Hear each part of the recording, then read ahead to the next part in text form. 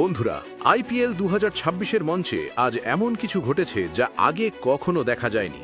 বৈভব সূর্যবংশী প্রথম বলেই আউট হয়ে প্যাভিলিয়নে ফিরে গেলেন ঠিকই, কিন্তু আসল নাটক শুরু হলো ম্যাচ শেষ হওয়ার পর, যখন man of the match Prafulla Hinge mic হাতে নিয়ে এমন কিছু গোপন তথ্য ফাঁস করলেন যা শুনে পুরো ক্রিকেট বিশ্ব স্তব্ধ হয়ে গেছে। সারা দেশ এখন এই তরুণ বোলারের প্রশংসায় পঞ্চমুখ। প্রফুল্ল কি আগে থেকেই জানতেন বৈভবের দুর্বলতা? এটা কি কোনো সুপরিকল্পিত ষড়যন্ত্র ছিল, নাকি নিছকই এক তুখোড় ক্রিকেটীয় বুদ্ধি? ভিডিওটি শেষ পর্যন্ত দেখুন, কারণ আজ আমরা প্রফুল্ল হিঙ্গের সেই চাঞ্চল্যকর বয়ানের প্রতিটা শব্দ আপনাদের সামনে বিশ্লেষণ করব। তবে শুরু করার আগে আপনি যদি বৈভব সূর্যবংশীর ব্যাটিং এবং প্রফুল্ল হিঙ্গের বোলিং পছন্দ করেন, তবে ভিডিওতে একটি লাইক দিতে ভুলবেন না।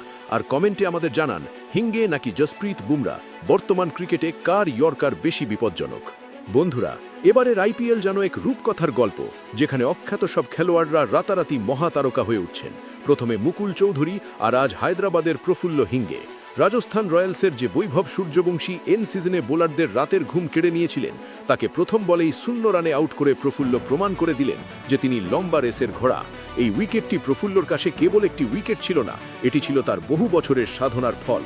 পুরস্কার হাতে নিয়ে প্রফুল্ল যখন কথা বলতে শুরু করেন, তখন স্টেডিয়ামের গ্যালারিতে পিন পতন নীরবতা নেমে আসে। প্রফুল্ল বলেন, আমার ছোটবেলা থেকেই স্বপ্ন ছিল এই বড় মঞ্চে খেলা। আমি দারিদ্র এবং কঠোর পরিশ্রমের মধ্যে দিয়ে আজ এখানে পৌঁছেছি।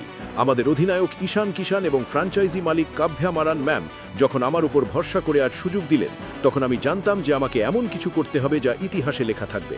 বৈভব সূর্যবংশী বর্তমান সময়ে দুর্দান্ত ফর্মে আছে এবং ওকে দ্রুত ফেরানোই ছিল আমাদের প্রধান লক্ষ্য। এরপরই প্রফুল্ল সেই মাস্টার প্ল্যান ফাঁস করেন, যা সবাইকে চমকে দিয়েছে। তিনি বলেন, বৈভব আর আমি অনেক ম্যাচে একসাথে খেলেছি, আমরা খুব ঘনিষ্ঠ বন্ধু। আমি জানতাম ও আক্রমণাত্মক ক্রিকেট খেলতে পছন্দ করে, তাই আমি ঠিক করেছিলাম ওকে এমন এক জায়গায় বল দেব যেখানে ও প্রলুব্ধ হবে। আমি ওর পায়ের পাতায় লক্ষ্য করে বলটা একটু লিফট করিয়েছিলাম, যাতে ও বড় শট খেলার চেষ্টা করে। ঠিক যা ভেবেছিলাম তাই হলো। বল ওর ব্যাটের ওপরের কানায় লেগে আকাশে উঠে গেল এবং আমরা মূল্যবান উইকেটটি পেয়ে গেলাম। মাঠে আমরা বন্ধু নই, আমরা লড়াকু সৈনিক। প্রফুল্লর এই স্বীকারোক্তি প্রমাণ করে দেয় যে আধুনিক ক্রিকেটে কেবল গায়ের জোর নয়, মাথার বুদ্ধিই আসল। বন্ধুর বিরুদ্ধে এমন নিখুঁত ছক কষে ম্যাচ জেতানো সত্যিই বিরল।